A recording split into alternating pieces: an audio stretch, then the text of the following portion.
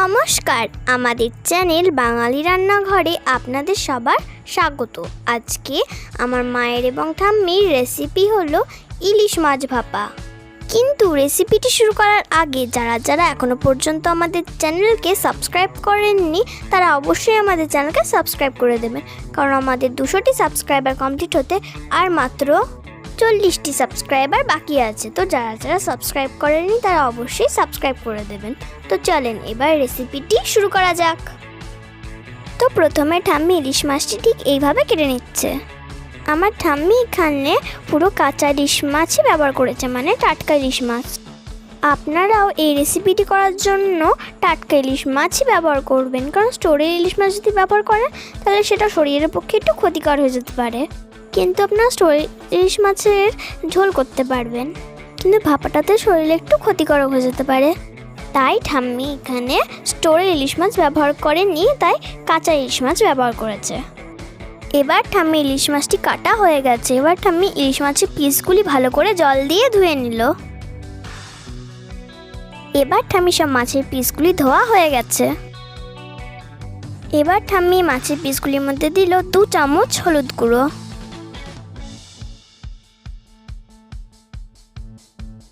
তারপরে দিল পরিমাণ মতো লবণ এবং হাত দিয়ে ভালো করে মাখিয়ে নিল।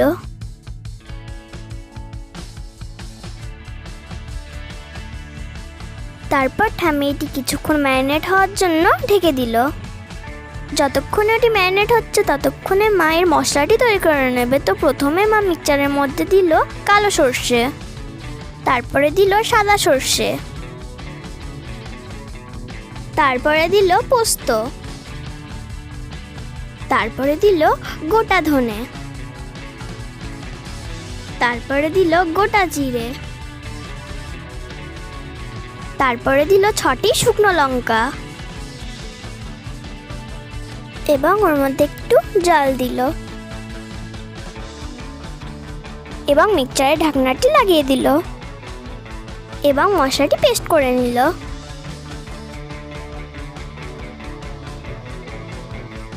এবার এটি পেস্ট হয়ে গেছে। মশলাটি পেস্ট হতে হতে মাছটি ওখানে ম্যারিনেট হয়ে গেছে।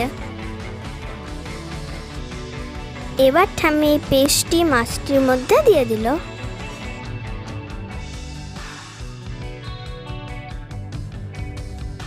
এবং এর মধ্যে দিল 1 চামচ লবণ। তারপর ঠাম্মি এটি হাত দিয়ে ভালো করে মাখিয়ে নিল।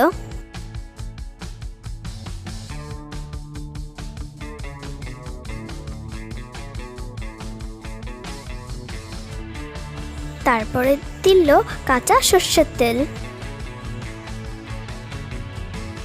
তারপর আবারও ঠাম্মি হাত দিয়ে ভালো করে মাখিয়ে নিল। এবার ঠাম্মি এই মাছগুলি প্রেসার কুকারের মধ্যে দিয়ে দিল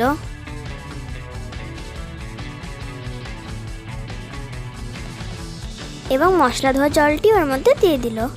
তারপরে দিল পরিমাণ মতো কাঁচা লঙ্কা। তারপর মা প্রেসার কুকারের ঢাকনাটি লাগিয়ে দিল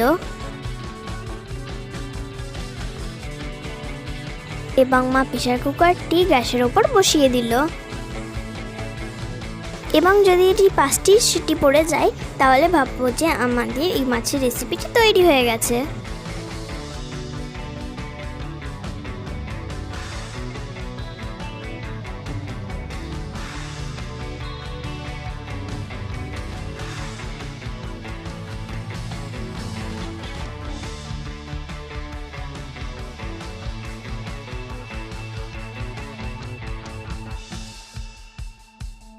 এইবার 5টি সিটি পড়ে গেছে।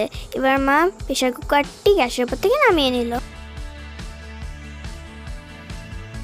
প্রেসার কুকার তো সবার বাড়িতে আছে এবং আপনারা এই ইলিশ ভাপার রেসিপিটি সহজেই বাড়িতে প্রেসার কুকারের সাহায্যে করতে পারবেন। তো দাদা দিদিরা ও কাকা কাকিমারা আপনারা অবশ্যই এই রেসিপিটি বাড়িতে তৈরি করে খেয়ে আমাদের কমেন্টে জানাবেন যে কেমন হয়েছে। আশা করছি আজকের রেসিপিটি আপনাদের ভালো লেগেছে। যদি ভালো লেগে থাকে তাহলে আমাদের এই ভিডিওতে একটি লাইক করে দেবেন এবং আমাদের চ্যানেলকে সাবস্ক্রাইব করে দেবেন এরকম নতুনত্ব বাঙালি খাবার দেখার জন্য। আজকের মতো তাহলে এইটুকুই। আবারও দেখা হচ্ছে অন্য রেসিপির সঙ্গে।